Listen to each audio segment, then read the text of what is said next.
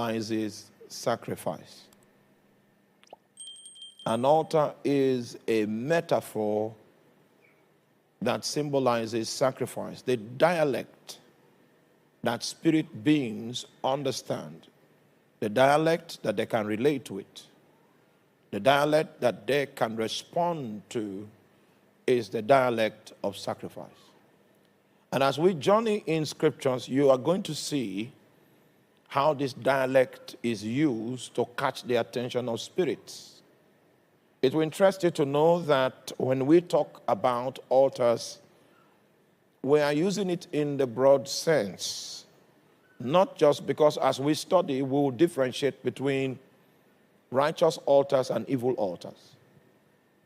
But whether it is a righteous altar or an evil altar, it is a metaphor that is used to symbolize sacrifice, because that's the dialect that spirit beings can understand.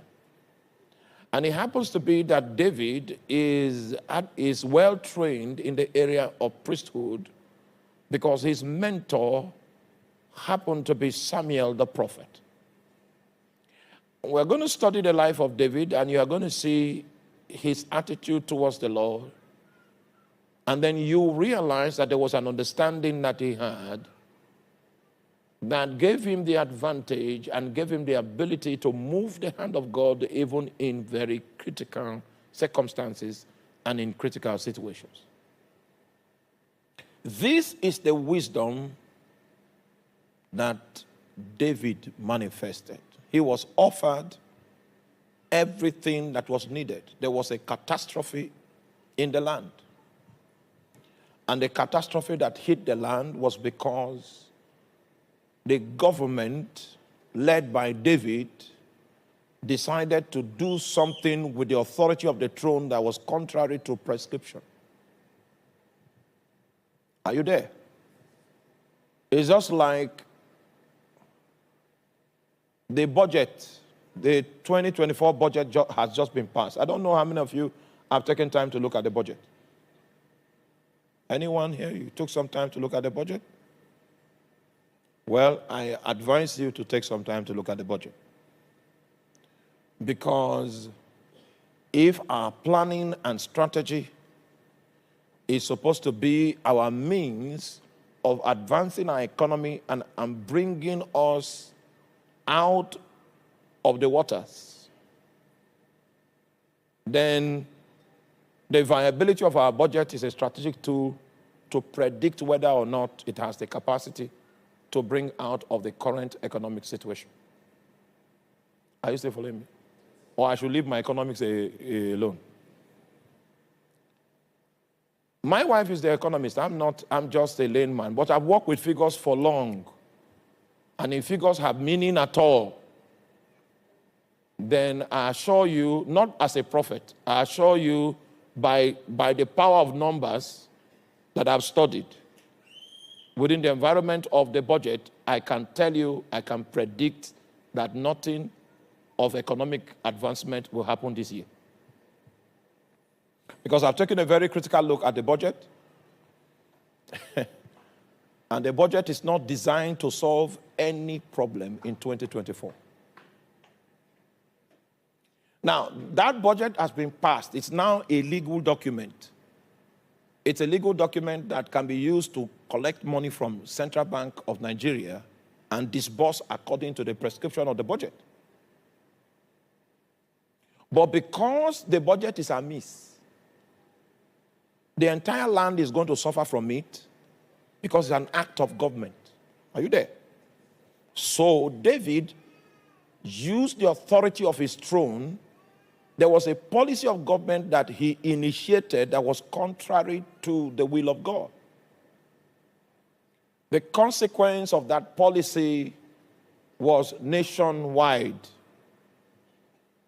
So if the devil wants to afflict a people, all he needs to do is to manipulate their government. And their government will come up with policies that, are you there? That will bring them into reproach. So that is what David did. Unfortunately for David, the impact of the number of casualties that resulted from his seemingly innocent policy was so much that he had no justification to give another decree if he doesn't find a means to salvage the situation. Thank God he had a prophet that still had the Lord's ear, Prophet Gad. And Prophet Gad was able to see into the realm of the spirit and saw how that the angel was killing people, plundering people, afflicting people all through the land, and saw that the angel, when he arrived at Onan's threshing floor, he stopped. So he now gave a prophecy to David by reason of the word of wisdom. And say, if you set up an altar in Onan's threshing floor, you will restrain the authority of this angel. So based on that wisdom, they were going to Onan's threshing floor. When they got there, because the man too operated the gift of the discernment of spirit, he saw the angel and he took cover. So when David came, he came out of his hiding place to talk to David. He was willing to give David the threshing floor, willing to even provide oxen for the sacrifice, and probably meat offering, part of his wheat. He wanted to gather unto David so that that sacrifice can be offered. Because everybody was, including himself, they were living in fear of their lives. So if my threshing floor plus some of my bulls and wheat harvest will stop this plague, then I am most delighted to be a donor of such sort to end the plague that is in the land. And David, even though the situation was critical, there was pressure on government.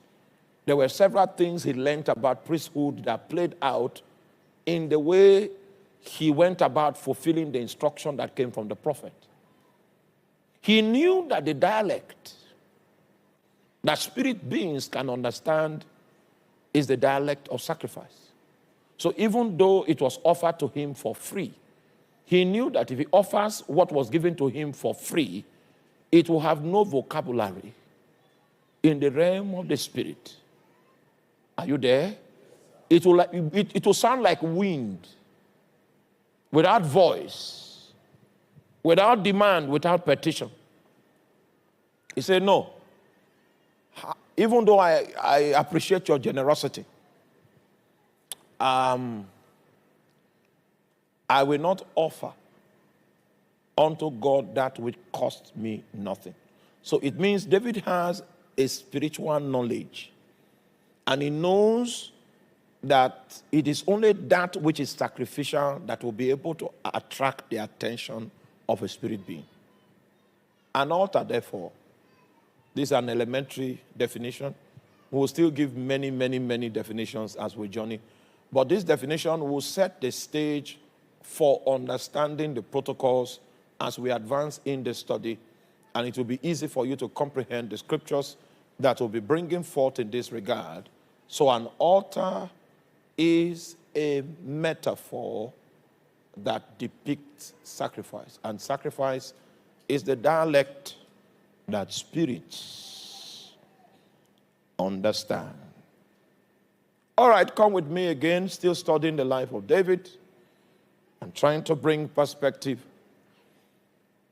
trying to set the coordinates. In 2 Samuel chapter 23, I will read from verse number 15. Still talking about David's understanding of the subject of sacrifice. David's understanding of the subject of sacrifice.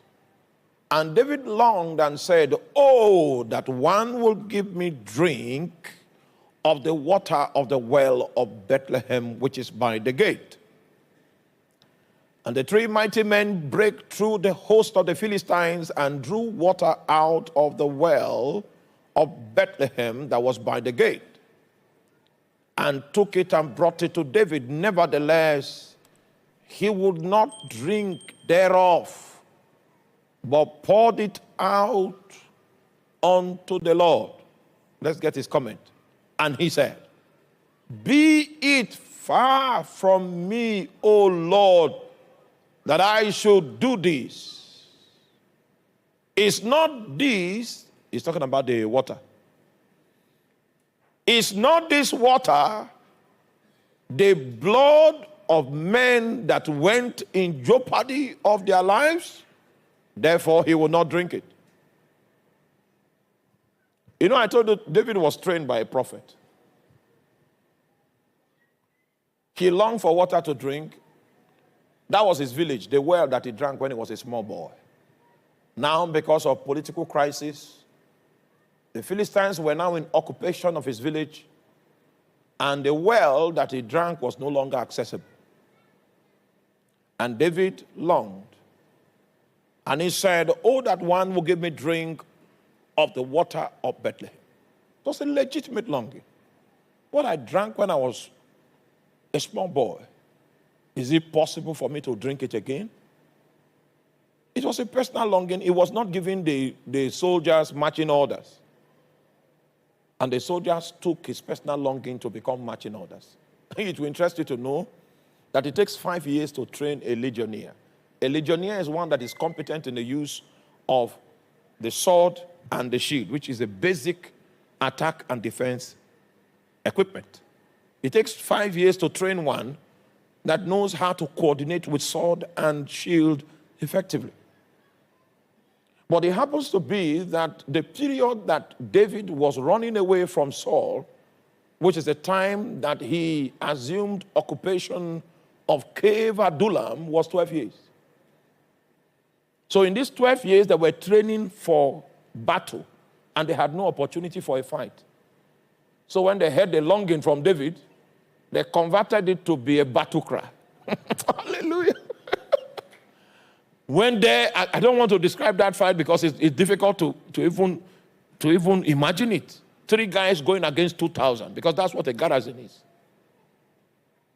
And as the 3 guys are fighting, then the 2 guys will now be blocking one guy. He will now fetch water. And the moment he holds that water, I can no longer fight effectively because it will spill it. How they accomplished, I don't know how they did it, but they brought the water to David. David cried out and said, it is an abomination for him to drink that water. Because in the eyes of the Spirit, are you there? That water has been transformed. The quality, the value of that water is equivalent to the effort that was put into it to get it. So David called that water blood. May your eyes be open to see where normal mundane things take on a different value because of what was put in to secure it. That's the reason why. You know, are you here? You are not with me. You are not following me.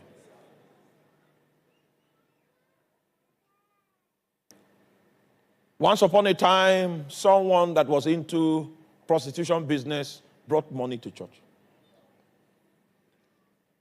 You don't want to hear me.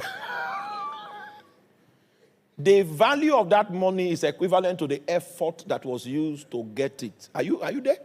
So the Lord cannot receive that one because the value it has is only a demonic altar that can receive that offering. You are not with. It's still money. Oh my God. It's still money. But you see, prophetically, the effort that was put in to get it now determines its value. As we go on in the lecture, after I finish doing definition of terms, which will take a few days, then we'll now start talking about a righteous altar. That's when you will discover that someone that got money, big money from prostitution, cannot put it on a righteous altar. But wait, let's get there first. Then you'll find out, hallelujah. Now, the question I want you to ask yourself and answer is, what if David drank it, that water? Okay, you don't think that way. You only think one way. I am asking you now, what if David drank that water? I hope you know. Even God doesn't accept human sacrifice. You don't know that one. The man on the console, find out from my online audience, because they normally say that I should not stop sermons because of the congregation. Ask them if they know that God will not accept human sacrifice. Ask them first. When you give me the feedback, then I'll continue. I will know that I'm no longer preaching to you. It's them that I'm preaching. Abraham was to sacrifice his son to God. And at some point,